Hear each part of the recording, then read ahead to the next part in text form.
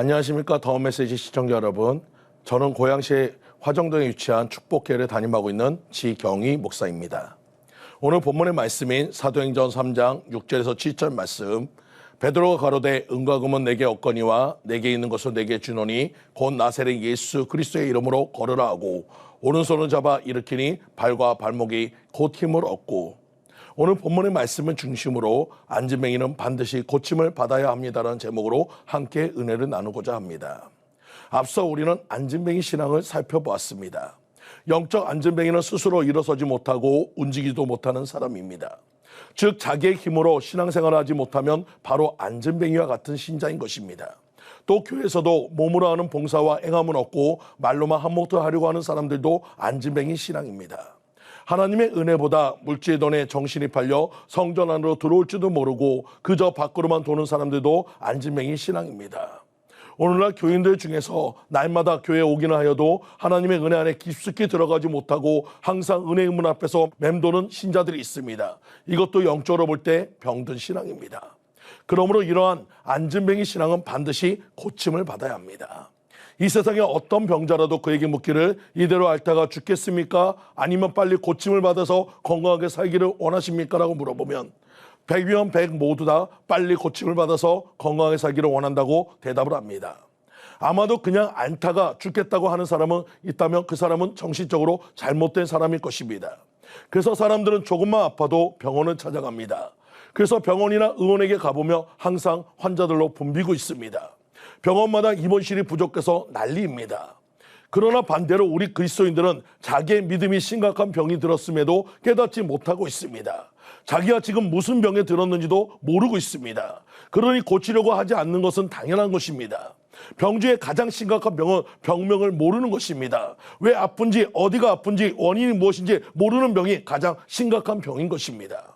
대학병에서 아무리 정밀진찰하고 검사를 하여도 원인이 나타나지 않고 병명이 나타나지 않는데 여전히 아프게 하는 병이 가장 어려운 병인 것입니다.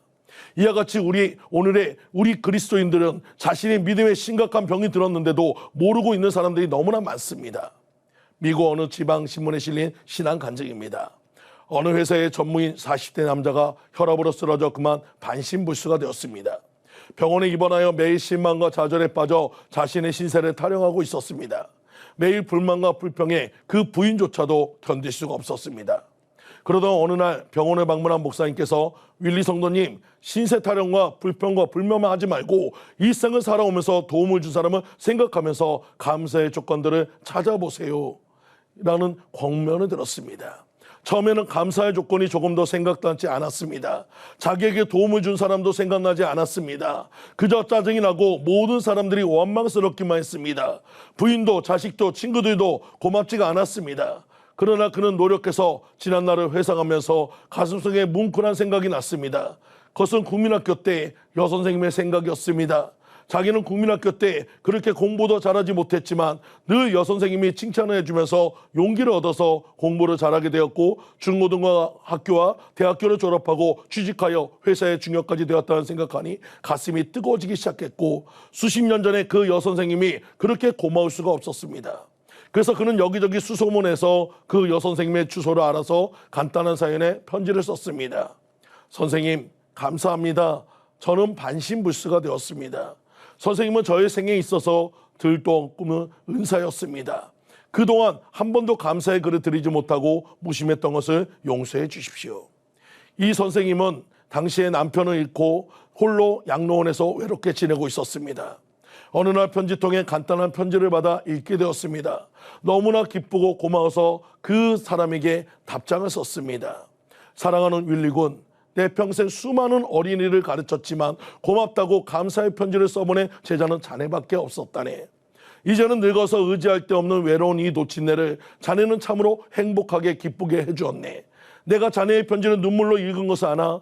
나는 자네 글을 침대 옆에 놓고 매일 밤 한 번씩 읽는다네. 그리고 읽을 때마다 그 편지를 어루만지면서 자네에게 감사하네. 이 편지가 내게 어떤 의미를 가지고 있는지 아는가? 내 생의 새로운 희열과 기쁨을 용서 없이 해주는 그 존재네.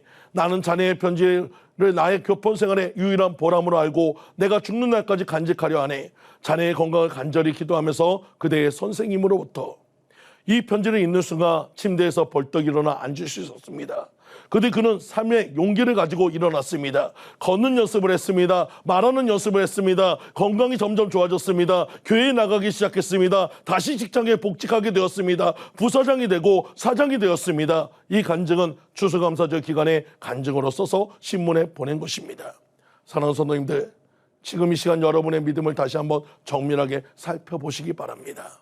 그래서 자신의 믿음이 지금 무슨 병에 걸려 있는지, 언제 어디서 이와 같은 병이 내게 들어왔는지 돌이켜보고 회개하여 하나님의 능력으로 새롭게 고침을 받는 기적의 역사, 변화의 역사가 일어나야 하는 것입니다. 우리의 믿음의 병을 고칠 수 있는 유일한 방법은 오직 하나님의 능력으로만 고칠 수 있습니다. 하나님의 능력을 받을 수 있는 가장 중요한 요소는 간절히 사모하는 믿음인 것입니다. 이 믿음으로 기도해서 하나님의 기적을 체험하는 성도님들 모두가 되시기를 간절히 축원드립니다. 지금까지 더 메시지 지경희 목사였습니다.